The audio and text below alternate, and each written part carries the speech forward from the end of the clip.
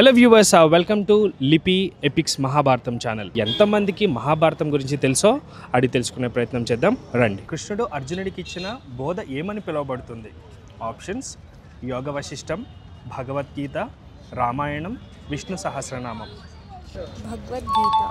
Bhagavad Gita is the correct answer. పాండవులు అజ్ఞాతవాసంలో ఎక్కడ గడిపారు? మత్స్యరాజ్యం, ద్వారక, హస్తినాపురం, ఇంద్రలోకం. మత్స్యరాజ్యంలో. కౌరవులు ఎంతమంది? 50, 75, 100, 150.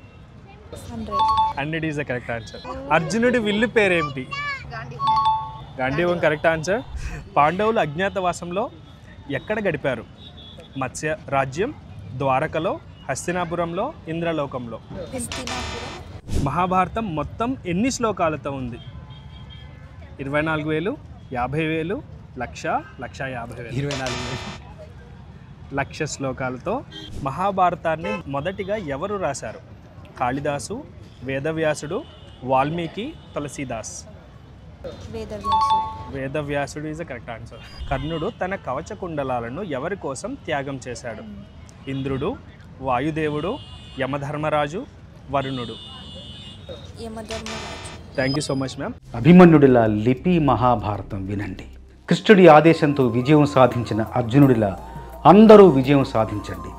ఇది ఆట మాత్రమే కాదు, మన జీవితానికి బాట కూడా.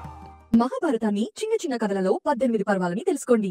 మేము అందించే ప్రశ్నలతో క్విజ్ ఆడండి. అన్ని పర్వాలు పూర్తి చేసి సర్టిఫికేట్ పొందండి.